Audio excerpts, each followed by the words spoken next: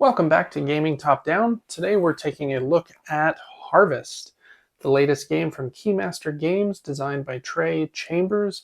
This is a reworking of one of his earlier designs, kind of given Keymaster's visual and component flair. So without any further ado, let's hop down to the table. I'll show you how it plays and go through my review steps, and then we'll be back up here for some final thoughts.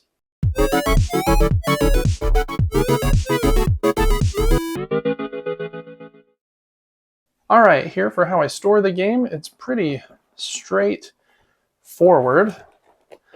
Not anything too crazy. Basically just have the rule books, and then I have a baggie for each player and their color. There's only a few pieces they need. Their worker placement pieces, the water, fertilizer, bucket, trackers, and a scoring piece. And then I have a baggie for the extra meeples that came in this kind of Kickstarter version.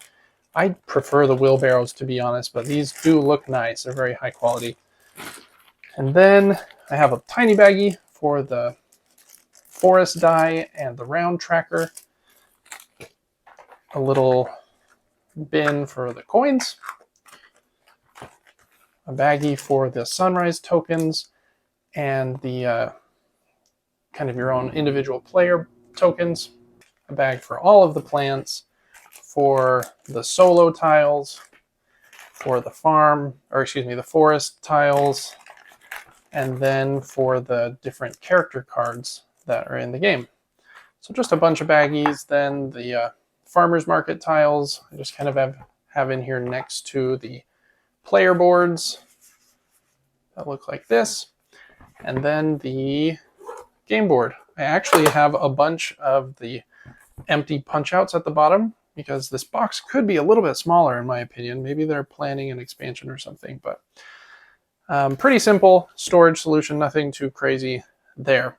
That leads into my favorite component in the game, and this is where I think that it's a little bit of a bummer that the retail version is going to be slightly different. I backed this game on Kickstarter, and even though I didn't do the super deluxe version, I still have the Kickstarter version that has nice double layer boards, and it just keeps everything together really nice. Like the back of this bucket token has a little notch so that it won't slide around, and then your water token sits in there perfectly to track how much water you have, and your fertilizer over here looks really great. And then those little player tokens that I mentioned slot in there, and all of your buildings and plants just slot in there perfectly too. So I really, really like these player boards. I believe, if I'm not mistaken, in the retail version, they are just single layer, just a flat board, which is a little bit of a bummer, but it's not game breaking. You still have all of the same gameplay mechanisms. I'm a sucker for double layer boards. So that is my favorite component in this game. All right, I'm going to set the game up and then I'll show you quickly how the game plays, and then we'll continue from there. Okay, in Harvest, you're trying to get the most points, I think they call them blue ribbons in the game, by having the best and most profitable, successful farm. Each player has their own player board that looks like this, that has your farm on it, and you'll track how much fertilizer you have and how much water you have. Your water is capped by the maximum here shown by your bucket, and you can raise that a few different ways in the game. So your water can hold up to the number just below the bucket. You also have 6 forest tiles, so you need to clear them out in order to have more space to plant and harvest the different plants. At the beginning of the game, you'll be handed a couple of these character cards, of which I think the retail version has 8. This version I have has 12, but each one of them have an asymmetric ability. And so some of them might be really good at harvesting. This one, for example, Floyd the Beaver, is really good at building buildings. He never has to pay building construction costs. So he's very unique, and if you're playing as him, you kind of focus on buildings a lot more than everyone else.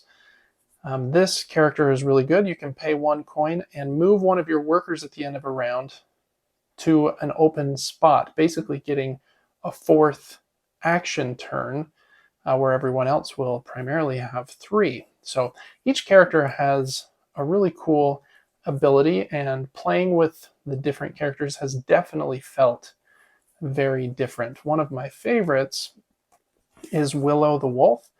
Anytime you harvest, instead of getting 1 coin per type of crop that you harvested, you get 2 coins and a water back.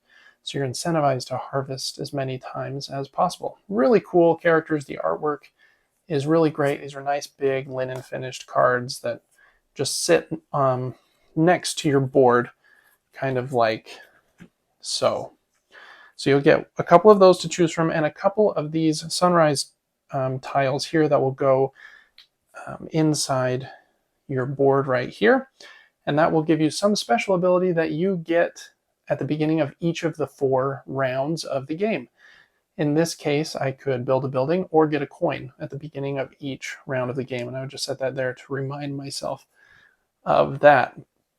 Each player has 3 workers, shown by these wheelbarrows, and will be given a random sunrise tile that will determine 2 things. These range from values 1 to 10, with the 10 going last in turn order, but having the most stuff that you get during sunrise. And so you'll have that at the beginning, and at the beginning of each round is the sunrise phase, where you will take that tile and exchange it for one of the 3 that are shown and available for you. So you'll swap yours with, maybe I really want to go first this round. So I'll take this tile, and it will dictate I'll get 1 water and 2 coins to start this round, but I will be going first, which can be a huge advantage in this game. So that is the beginning of each round, is this sunrise phase, where everyone chooses a new tile and then gets everything listed on the tile, as well as whatever is listed on this token here on their board. Then, after everyone has done that, in the turn order based on the tile that you have, you will place one of your 3 workers. In this game, you only get to place 3 workers in each of the 4 rounds, so you only get 12 turns. So it's really all about maximizing those turns. You're going to place your worker in a spot on this city board here, and there are 5 different locations that do kind of different things. The general store, when you place a piece over here, you get the number of actions shown here, and they are primarily used for buying seeds. So I could get a wheat for free, a strawberry for 1 coin, a blueberry bush for 2 coins, a pumpkin seed for 3, fill my water bucket for 1 coin, or get a fertilizer.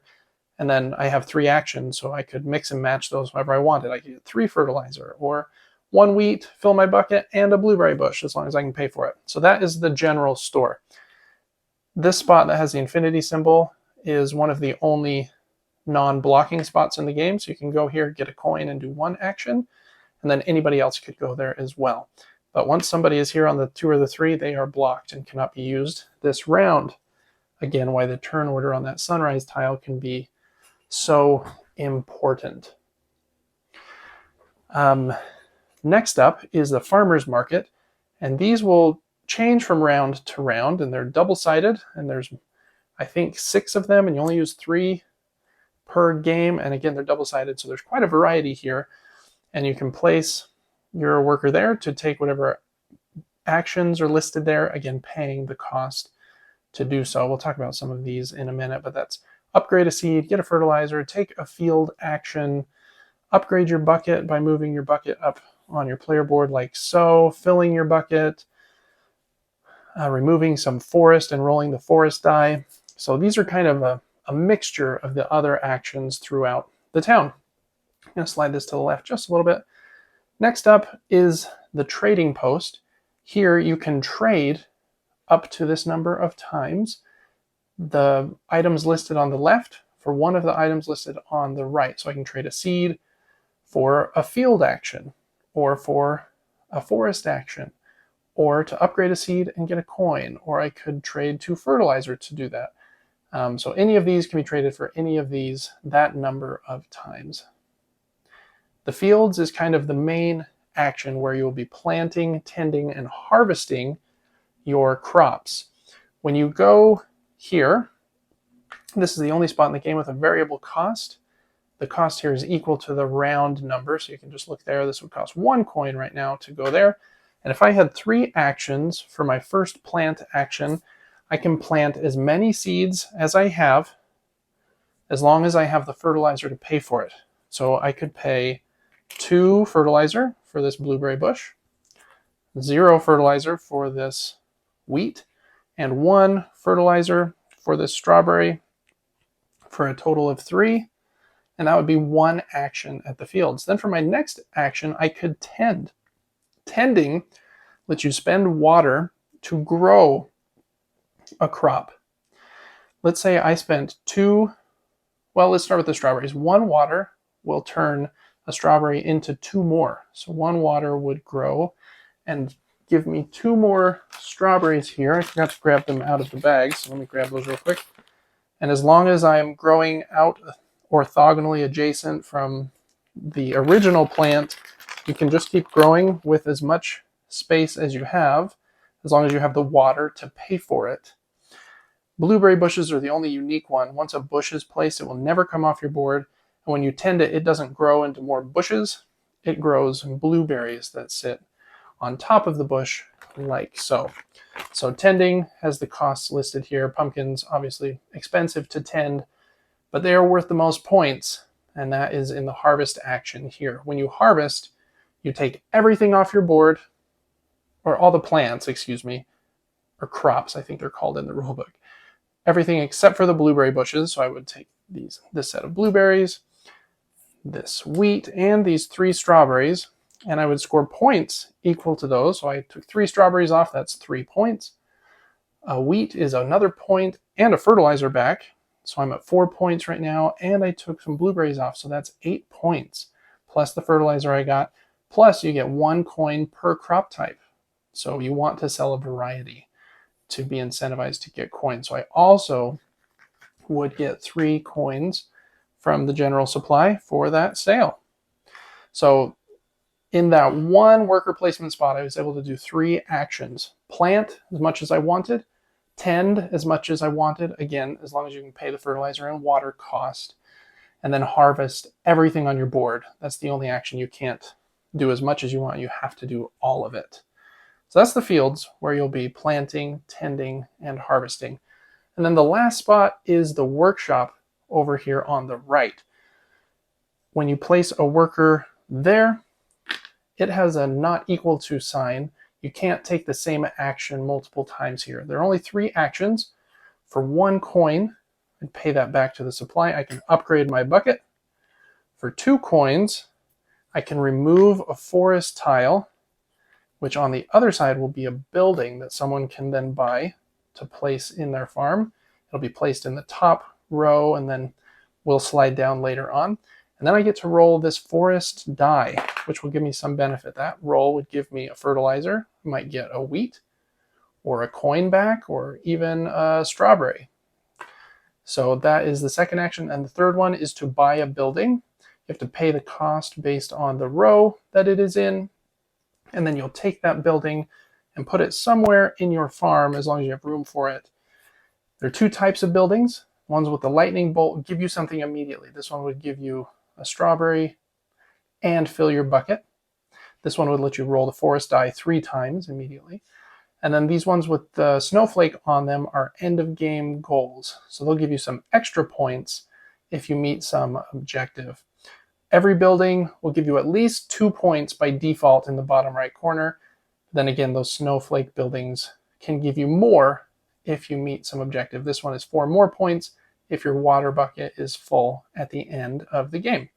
So in that turn order, everyone will place their wheelbarrows out, taking their actions, growing plants, removing some forest, building buildings, possibly selling those plants for points and for money. And then to start the next round, we would go through this end of round sequence, take all your workers back, slide the buildings down, reset the farmer's market, and then 3 new sunrise tiles will come out after they're shuffled. And then we'll go through the same process for rounds 2, 3, and 4. In turn order, we'll take new sunrise tokens, which will determine the new order for the new round. Also get your benefits from those tokens and that nested sunrise benefit here on your board, and then do those 3 worker placement actions again. At the end of the game, you'll get points for whatever you have already on the track, and then you'll get points for your buildings, again, which are usually 2 points and might have some scoring objective. There are some that are a little more than 2, just kind of situationally, but you'll get 1 point per crop that you still have in your farm that hasn't been harvested, 2 points per blueberry bush. That's printed right on the bush, just for a reminder, and 1 point for every 2 coins you have. And then whoever has the most points had the most successful farm in the town and is the winner. Yeah, pretty straightforward game, but the decisions about where you put your workers and the blocking, since there isn't that many spots, this is a 4-player setup, and so there's 3, 4, 5, 8, 11 spots in the main areas, and then you've got the farmer's market as well. And so with 12 different workers coming out, it gets tight very, very fast. And that's where that turn order kind of stage at the beginning of each round is super, super important. I might take a tile that is the lowest one in the round, maybe the 1 or the 2, and not get very much just because I really want to have this spot available that lets me do 3 actions here, or that lets me do 3 purchases. Those spots go fast, and that's one of the points of conflict and interaction in the game. My favorite part of playing this game is when you are able to have a big turn and tend your plants a lot. If you've cleared out a bunch of these forest tiles and you have the water to do so, with this 1 wheat token, I could tend that 3 times and fill in another wheat, and a wheat over here. And so your crops can really quickly spread, especially with the strawberries, which fill in 2 strawberries for every water. So having a tend turn where you fill your entire board and then harvesting them all for a lot of points and coins is really, really satisfying. I really like that mechanism. And I think that's one of the more unique parts of the game too, is that once the plants are planted, you don't have to tend them. You can harvest them right away. But by spending your water wisely, you can really grow your plants kind of all over your board. So that is my favorite part of playing the game. Getting into my review here of Harvest, I always use the David's framework, and starting with the letter D there, the duration of this game. On the box it says 30 to 70 minutes, and I think that is probably possible after you have played quite a few times. The plays that I have had have been closer to 45 to 90, probably with the average around an hour-ish. But it's a really, really fun 60 to 90 minutes, in my opinion. I think the length is just right. You feel like with those 3 actions across 4 rounds, you don't have enough time to get everything done that you want, which I think is a really good feeling in a game when it's tight enough that you're a little anxious, but you're still able to plant and tend and harvest multiple times. You can get buildings. If you're smart with the turn order tokens, you can have some better actions than your opponent. So I think the duration is just about perfect for the weight and what this game is trying to accomplish. For the aesthetics, the game is very, very pretty. I think all of the artwork is very well done. The pieces are great. All of the art on the character cards is excellent. The components are just super. The only kind of nitpick I would have here is there was one small printing error. I think on one of these sunrise tiles, I think it's actually this one. We lucked out that I grabbed it. This building one is supposed to have the same image as over here with the coin cost underneath it. And on BGG, they said it's a printing error. It should always look like that. So we're going to fix it in later printings. Not really a big deal. You could even draw that in if you wanted to, but I'm just going to remember that you always have to pay for your buildings, basically, unless you're Floyd.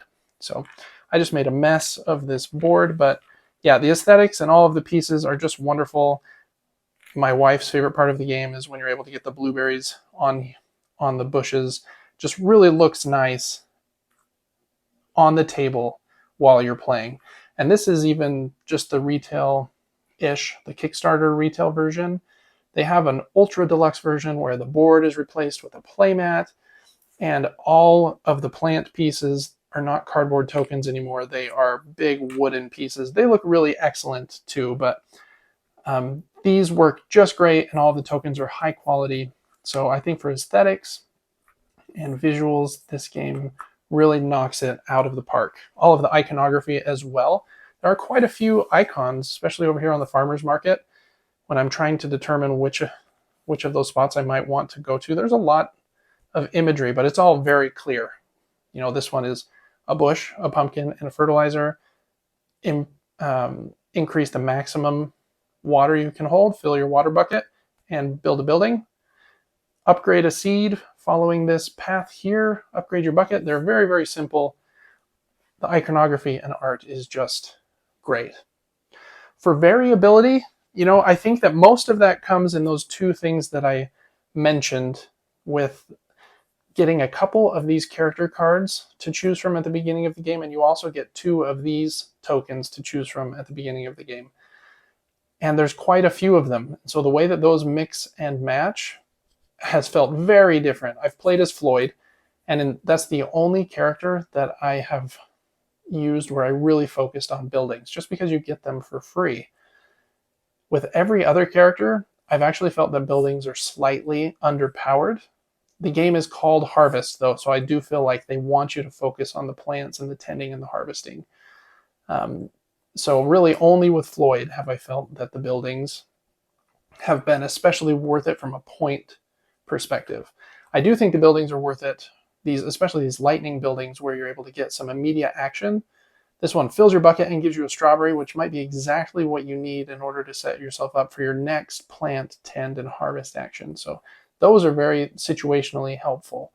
But as far as some of the others that are 2 points plus 4 more if you meet some condition, that's 6 points, whereas a single pumpkin is 6 points. So yeah, I think the harvesting and the plants is definitely where the points are. But yeah, I think the variability with these cards is really, really great. You wouldn't think that the game would feel much different from play to play, because it is a fairly straightforward and, you know, simple game. But, you know, I'd say the weight is probably medium to medium light, maybe in the mid 2s, which I think is just about perfect for this game. But it does have some good differences and variability in these character cards. So very high score there for variability for me. As far as innovation, it's pretty straightforward. It's worker placement mixed with variable turn order with these tokens. I think the unique part is how it handles each player's farm, and you can really decide what you want to do there. You can clear a bunch of forest or not focus on that. You can focus on buildings or not. I really like, as kind of a mechanism I haven't seen in a game like this before. I haven't played a lot of farming games, so maybe there are some that exist, but the planting and tending action feels really good to get the plants onto your board and then to use water to just grow them like crazy. It feels so good to fill your entire board up in a single turn, especially if you're able to do it with pumpkins and just know that on your next harvest you're going to get so many points. So I think that is the part that feels the most unique to me, but even the parts that aren't unique in this game, with resource management and worker placement, feels just very well done with no fat kept on. It's just pretty tight and solid worker placement competition there with this fun spatial puzzle built in. Next up for decision space, is a gameplay itself definitely not, especially because other players are going to be taking the spots that you want. And so when someone takes the 3 field action spot, and now you need to figure out how to get 3 field actions without being able to use that spot, you definitely have a lot of thinking to do. like, okay, I could come over here to the workshop, maybe buy a building, and that building could give me an action. And then on my next turn, I'll go to the trading post maybe and use 2 actions to trade 2 seeds that I didn't want anyways for 2 of those harvesting and tending and plant actions. So again, the competition for those spots is pretty fierce, but it opens up a lot of kind of the decision space, kind of a tactical game in that way. You kind of have a plan for what you're going to do in a round as far as like planting and which buildings you might want to get, but you very much have to be pretty flexible in how you get there because of the different spots that might be taken from you. So I do think that the decision space is really good. Somebody that is able to kind of figure their way through those sticky situations will play a lot better than somebody who can't. So I think the decision space is really good. Game doesn't play itself at all. And as far as smoothness to complexity ratio, I think it's really solid here too. The game is very simple to play. You get 3 main worker placement actions per round. And before that happens, you're going to choose a new tile that determines your turn order. And then at the end of the round, there's a tiny bit of cleanup and we do it again. So it's very simple to teach and even to execute. The complexity comes in to play with, okay, I think he's going to go here and block that. So I need to find a different way to do that, or I don't think he's going to do that till next turn, so I'm going to do it first. So that interplay with the players kind of is what ramps up the complexity, but it's not fiddly and complexity in a way that is annoying. It's in a way that is a fun puzzle to figure out. So that is going to do it for the different sections here of my David's review. If you can't tell, I really, really like this game. So let's hop back up from the table here for some final thoughts here on Harvest. All right, that wraps up my review for Harvest. Overall, really, really love this game. I think it nails everything that it intends to do. It plays in a really great time frame. Every decision is kind of well deserved and thought out. And I really feel like it nails worker placement, very tight worker placement spots. Some are definitely better than others. And also the spatial puzzle about when to tend your crops so that you can harvest more, when to look for buildings that have that nice one-time bonus that you need in order to kind of combo your next move into something better. The only negative I can see in my first 5 or so plays of the game is that I maybe wish that the buildings were worth 1 additional point each, or that some of the buildings with end game scoring conditions seemed more, valuable. But I have a hard time holding that against the game since the game is called Harvest. It seems like they want the plants and harvesting to be kind of priority number 1. So it's maybe a tiny little nitpick, and maybe with some more plays I'll figure out that the balance with the buildings is there, but they do seem a tad weak just after my first few plays. But anyways, I really love this game. Everyone that I've taught it to has really enjoyed it as well. I think it's great for getting people into worker placement games and kind of stepping up into a game that is just a little bit more involved than an entry-level game. So I think this game is excellent. I'm going to be giving it a platinum trophy here from Gaming Top Down, which are games that are a 9 and above on a 10-point scale. So very, very highly recommend Harvest. Thanks so much for watching this review. Make sure to check out the rest of the content that I have here on the channel. We do a weekly podcast with my brother all about board games and video games. Make sure to check that out. And we also have a monthly giveaway. Right now we're giving away a copy of Orichalcum, a very fun game. So anyways, Harvest is great. Thanks so much for watching, and I will see you on the next one.